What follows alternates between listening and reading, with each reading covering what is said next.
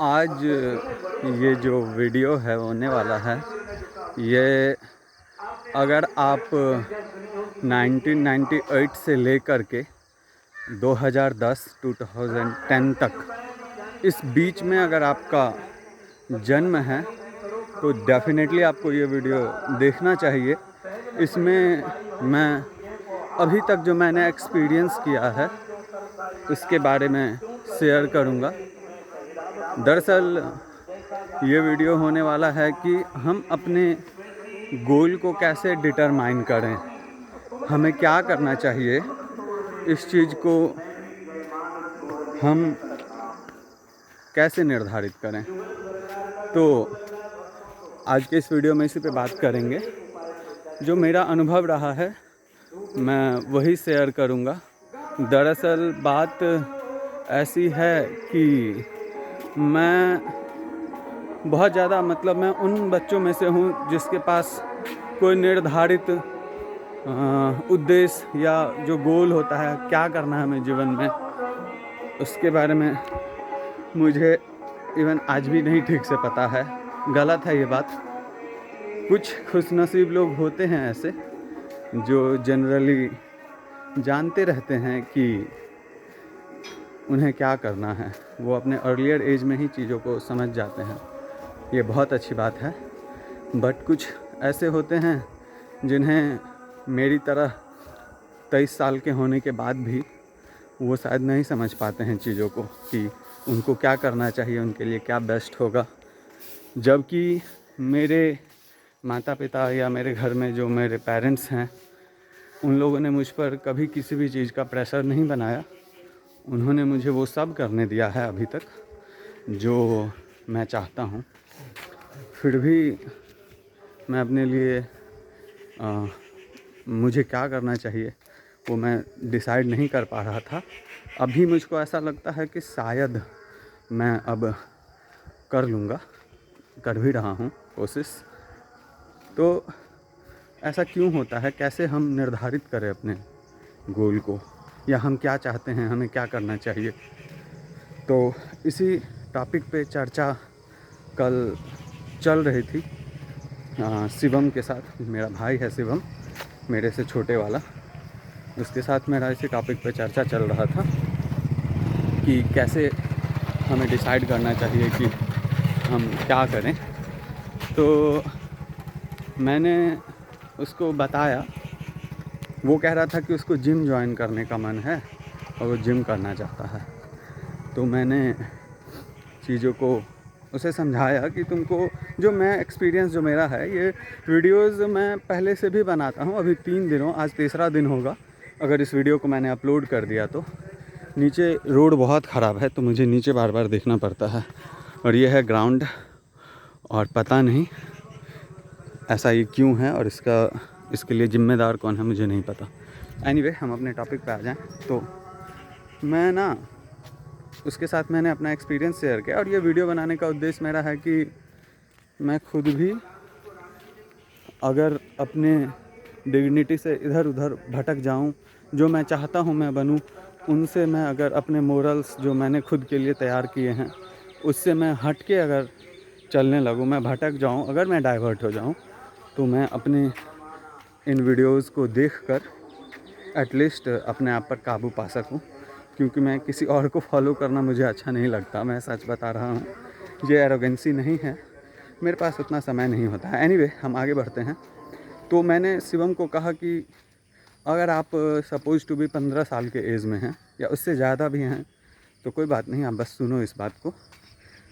15 से 20 के एज में हैं खासकर, तो आपको करना क्या है, और आपको नहीं पता है यदि, या आप नहीं सोच पा रहे हैं कि आपके लिए क्या बेहतर होगा, तो मेरे हिसाब से आपको हर वो चीज़ करना चाहिए जो आपके मन में चल रहा है।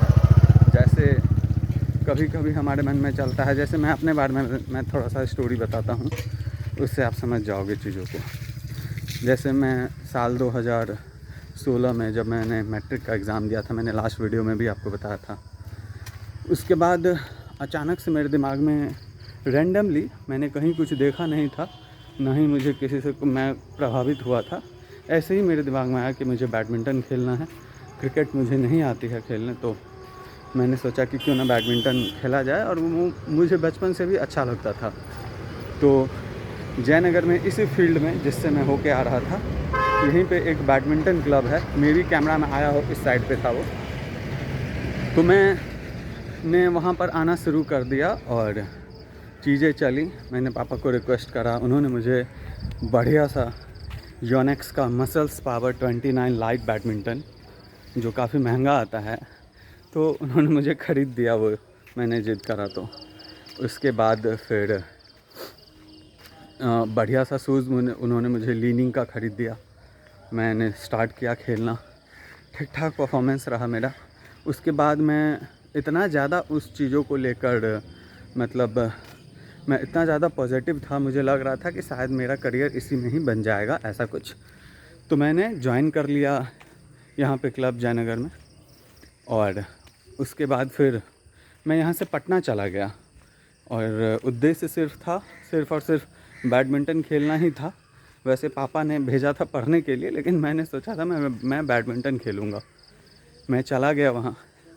उसके बाद फिर वहाँ पे जाने के बाद मुझे नहीं पता था कि कहाँ कैसे ज्वाइन करना है, तो फेसबुक पे बहुत ढूंढने के बाद पटना में उस टाइम में एक IAS पोस्टेड थे। उनका कुछ सिन्हा करके नाम था, मुझे याद नहीं आ रहा उनके नाम के आगे क्या था, बट उनका टाइटल सिन्हा था कुछ। तो उनका नंबर मुझे मिला फेसबुक पर, वो किसी गेम एसोसिएशन में मेंबर थे या कुछ ऐसा था।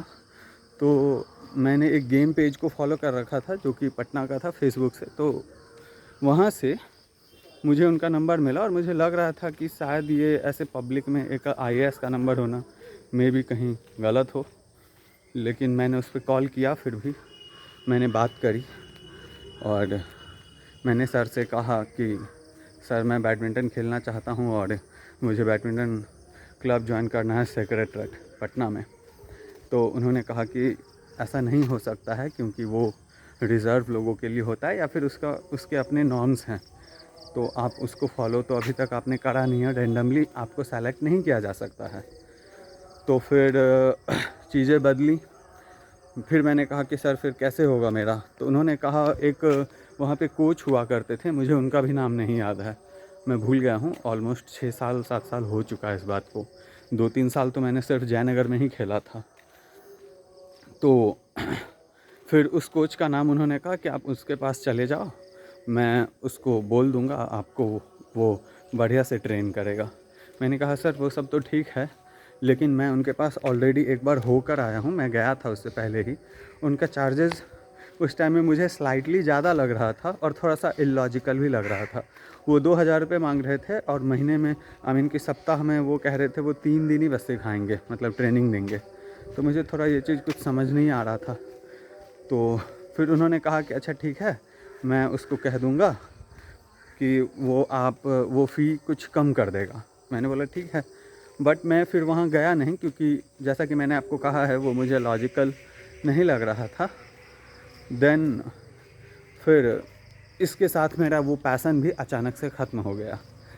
और उसके बाद फिर मैं पटना में था, मैं अब सोच रहा था कि यार अब मैं करूँ क्या। तो फिर मैंने इंग्लिश क्लासेस, पापा ने भी कहा कि ज्वाइन कर लो, तो मैंने कर लिया इंग्लिश क्लासेस ज्वाइन।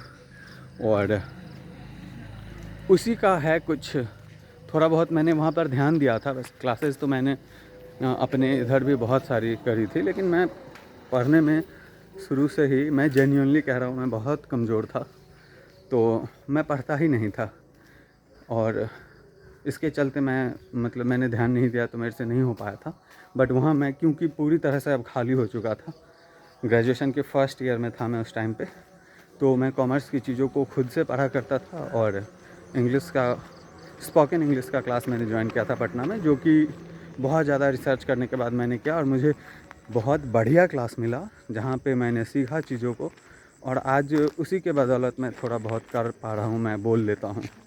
मुझे पर्सनली अच्छा लगा। मेरे कुछ दोस्त थे जो कहते थे कि नहीं उतना भी बढ़िया नहीं है, सबकी अपनी अपनी वैसे राय होती है। एनीवे, उसके बाद फिर आगे सीन बदला और मैं इंग्लिश का क्लासेस मैंने कंप्लीट किया। फिर कोरोना वायरस का वो दौर आ चुका था, तो मैं घर आ गया। फिर घर कोरोना से जस्ट पहले मैं आया था छुट्टी में, बट अनफॉर्चुनेटली कोरोना वायरस आ गया और मेरा क्लासेस वैसे मैंने कंप्लीट कर लिया था।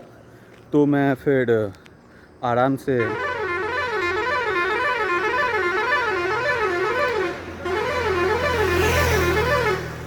फिर मैं आ गया घर पे। मैं जब आया तो उसके बाद मैं पटना की जिस क्लास में इंग्लिश के लिए कोचिंग ले रहा था, वहाँ पे मैनेजमेंट बहुत बढ़िया था, बहुत बढ़िया मैनेजमेंट था वहाँ। तो मैंने सोचा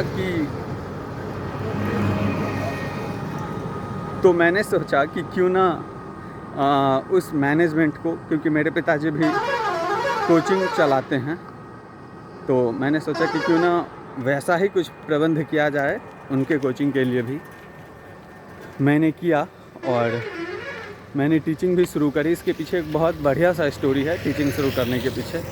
मैं उस टाइम में 20 साल का नहीं था। अभी से आप वो कैलकुलेट कर लेना। मैं उस टाइम में ग्रेजुएशन फर्स्ट ईयर में था और साल था 2020 या 21 था शायद से।